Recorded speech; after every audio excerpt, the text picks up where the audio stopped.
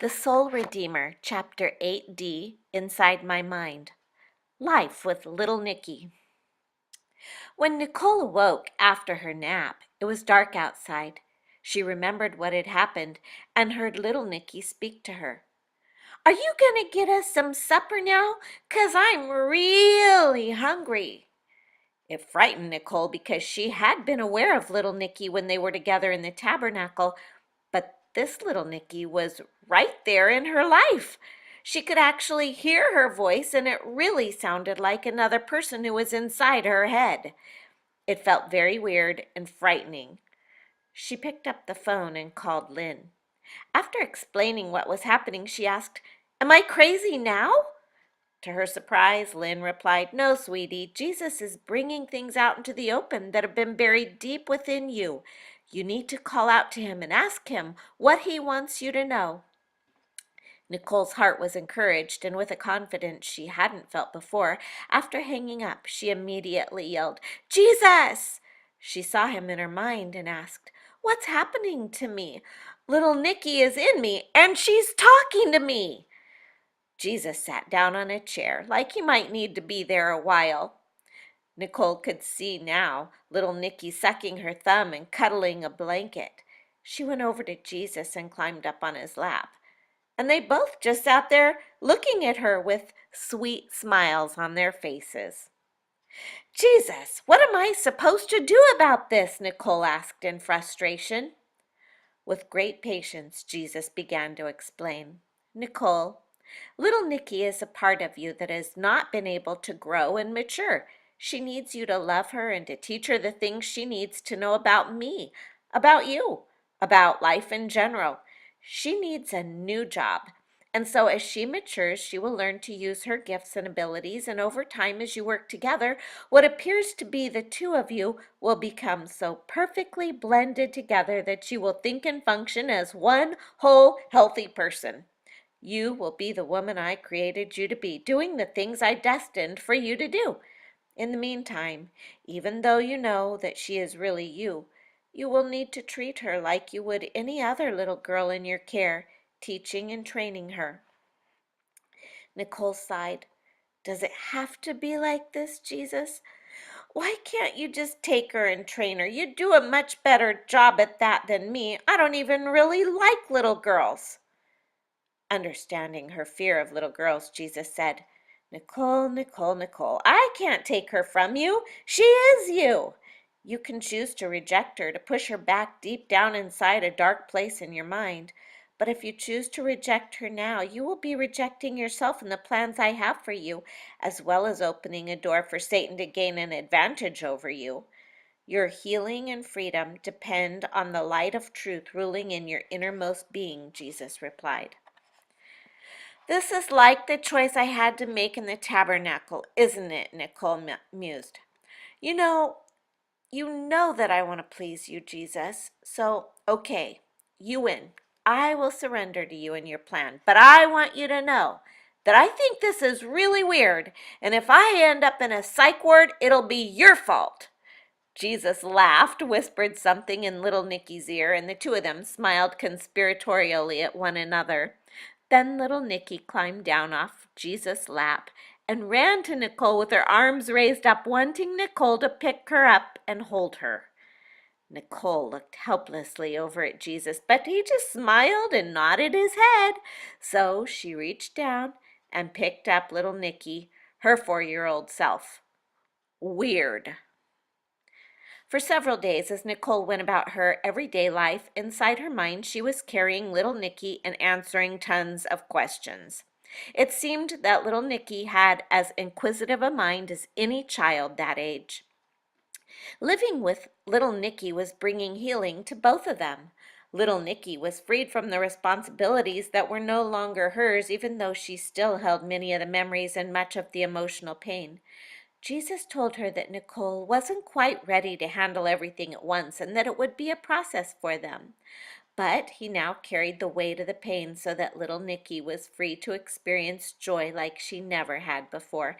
And he was telling little Nicky when to give certain memories and feelings over to Nicole. Healing for Nicole wasn't quite as easy or joyous as it was for little Nicky. As little Nicky slowly released memories and emotions to Nicole, she had to face truth about her life that had been hidden, and every experience was had carried very difficult emotions. As she began remembering specific things about the ritual and realized what a counterfeiter Satan was, Jesus taught her to use the power of truth to stop the things in her mind that just kept going round like a never-ending video. One day she began hearing chanting that just kept repeating itself over and over to the point she felt that it was beginning to take over her mind. In desperation, she called Lynn. "What are you hearing them say?" Lynn asked. "I keep hearing, 'Red, red, Carrie's dead. Yonder rolls her severed head.' Am I crazy now?" Lynn calmly replied, "Not even close. Next time you hear the voices, just say, 'Red, red, Jesus bled on Satan's head, and now he's dead.'" That worked. Satan didn't want to hear that, and after repeating it a few times, the chanting stopped altogether. Questions began flooding her mind, and confusion and anger emerged. Nicole knew that her mother loved her, but she didn't understand how a mother could abandon her daughter and give her to the devil. She was beginning to see puzzle pieces of her life fit together as memories continued to surface, some that had been buried, and some that she had known about but that had never made sense to her before. Nicole spent more and more time studying God's Word and talking to Him than she ever had before. She knew that she could not handle any of this on her own, and she was desperate for help, divine help. She was learning to rely on Jesus, and He was teaching her a process of dealing with these memories that would bring her through the pain as they surfaced, and on into victory as the power they had held over her lost their place in the light of truth. As Nicole would experience new memories or feelings, she was learning several key steps. 1. Call out to Jesus immediately to come and help her and to reveal truth to her. She did not want to fall into a trap of false memories. 2. Accept the memory. When Jesus would confirm that the memory was real, she would have to choose to accept it, which was often more difficult than it seemed it should be. 3. Verbalize.